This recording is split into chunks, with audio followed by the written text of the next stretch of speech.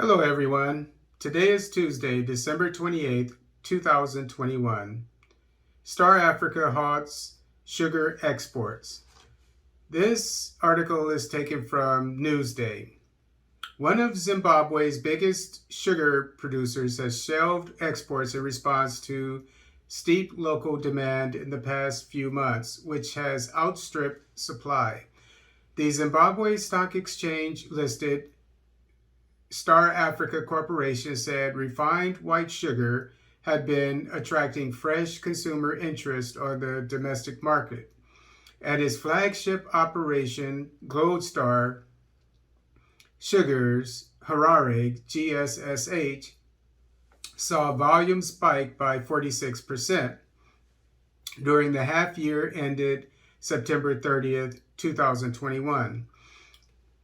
As a result of the Comprehensive Capital Investment and Equipment Maintenance Plan, GSSH, Harare sold 38,294 tons against 26,959 tons sold in the prior year comparative period, the firm said in a commentary to financial statements for the review period.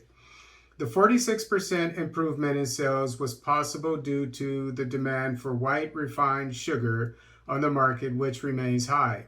However, unlike in the prior comparative period, no export sales were recorded in the period under review, as all production was absorbed in the domestic market, with demand still highly outstripping supply, said Star Africa.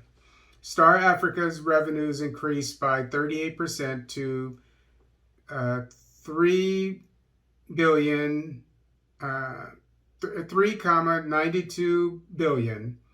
I'm sure that's the local currency, which is, I calculated, $12 million during the review period, compared to 2,84 billion, which is US $8.8 million, reported during the same period the previous year. The firm said improved volumes were underpinned by significant recovery from depressed demand in the past year when a string of hard lockdowns were rolled out to contain the spread of the COVID-19 virus. The sugar giant recovered to a $116.7 million that is $362,000 profit after tax, after suffering an $81.4 million or $253,000 loss during the same period previously. The results demonstrated the effectiveness of a scheme of arrangement currently underway at Star Africa. The scheme came into force after the Zimbabwe's Stock Exchange listed operation hit hard times in the aftermath of the 2008 hyperinflationary scourge, with inefficiencies from its decades-old plants amplifying the turmoil.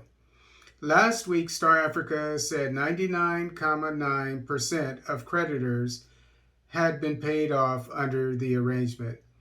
A notable increase in turnover was noted in the period under review from $2.84 billion local currency, which is $8.8 million, to $3.92 billion local currency, which is $12 million, translating to a 38% increase. The escalation was largely buoyed by the enhanced throughput at Gold Star Sugars and the strength of the demand for all the group's products, which remained high during the period under review.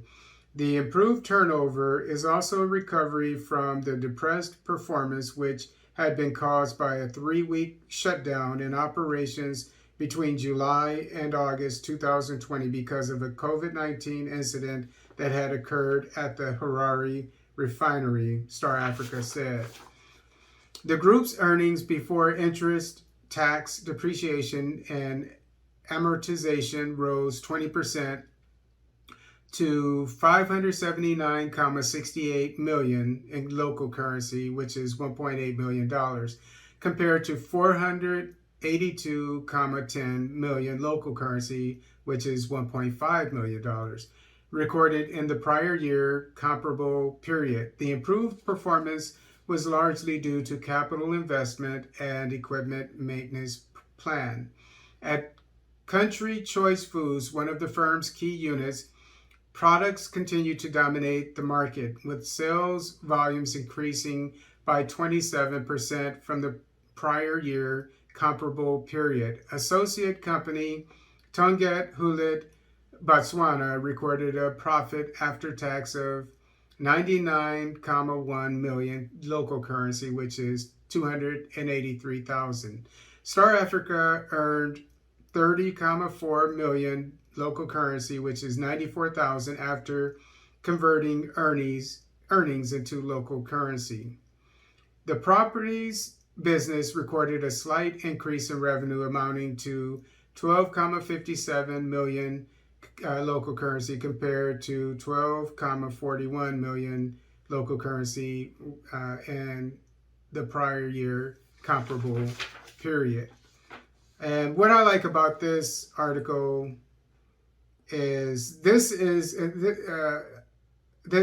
sugar company is owned by the government, and it reminds me of an article that I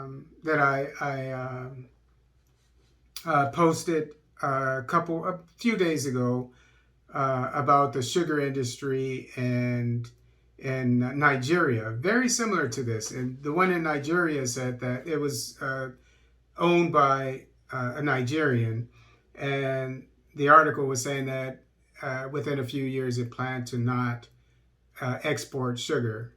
It planned to export sugar. So it's actually different because it was going to grow and export. Whereas this one was making money because it was able to export sugar, but now it's saying that the demand is high enough locally that there's no need to export to make money.